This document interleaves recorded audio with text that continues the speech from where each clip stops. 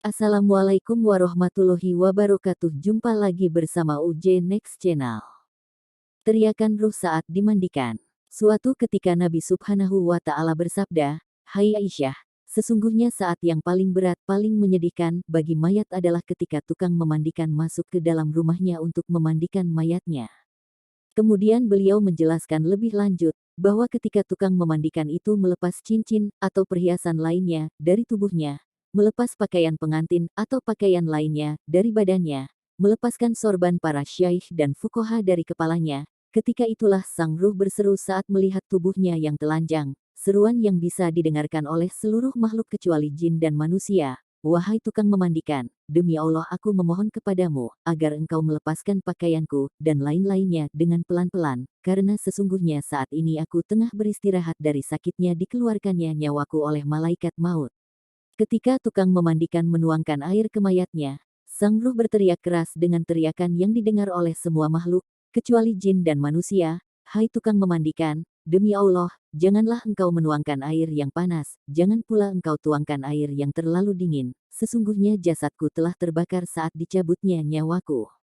Ketika tukang memandikan mulai menggosok tubuhnya, lagi-lagi sang ruh berteriak, "Wahai tukang memandikan, demi Allah, janganlah memegang tubuhku terlalu keras, sungguh jasadku telah terluka sebab keluarnya nyawaku."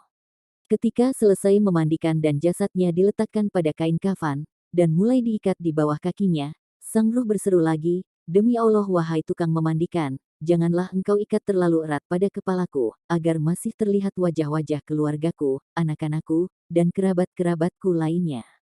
Karena saat ini terakhir kali aku bisa melihat mereka, aku tidak akan melihatnya lagi hingga hari kiamat tiba."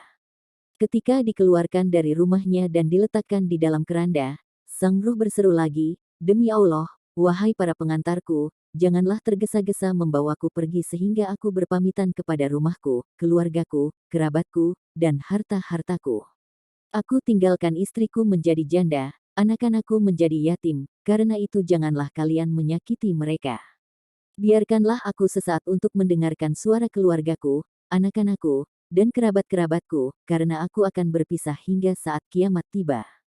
Ketika kerandanya dipikul dan keluar 3 langkah dari rumahnya, lagi-lagi sang ruh berseru, "Hai para kekasihku, saudara-saudaraku dan anak-anakku, janganlah kalian terbujuk oleh dunia sebagaimana dunia telah memperdaya aku. Janganlah kalian dipermainkan oleh zaman sebagaimana ia telah mempermainkan aku. Ambillah ibarat hikmah dariku. Sesungguhnya aku meninggalkan untuk ahli warisku apa yang aku kumpulkan, dan aku tidak membawa manfaat apapun dari dunia, harta, yang kutinggalkan, bahkan Allah akan menghisapku. Engkau bersenang-senang dengannya, harta peninggalanku itu, dan kalian tidak mendoakan aku. Sungguh nasihat yang sangat berharga."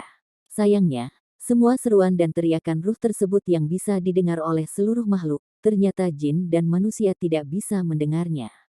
Padahal justru dua jenis makhluk itu yang sebenarnya bisa memperoleh banyak manfaat dan pengajaran jika saja bisa mendengar dan memahami seruan sang ruh.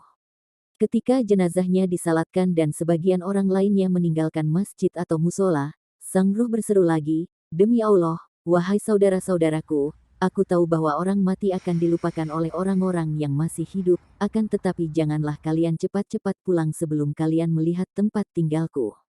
Sesungguhnya aku tahu bahwa wajah mayat itu lebih dingin daripada air yang sangat dingin bagi orang-orang yang masih hidup, tetapi janganlah kalian terlalu cepat pulang meninggalkan aku sendirian." Ketika jenazahnya diletakkan di sisi kuburnya, dan kemudian diturunkan ke liang lahat, sang ruh berseru untuk terakhir kalinya, "Demi Allah, wahai saudara-saudaraku dan para pengantarku, sesungguhnya aku mendoakan kalian semua tetapi mengapa kalian tidak mau mendoakan aku? Wahai ahli warisku, tidaklah aku kumpulkan harta dunia kecuali aku tinggalkan untuk kalian, maka ingatlah kalian kepadaku dan berbuatlah kebaikan. Setelah aku mengajarkan kalian membaca Al-Quran dan tata krama adab hendaklah kalian jangan lupa mendoakan aku."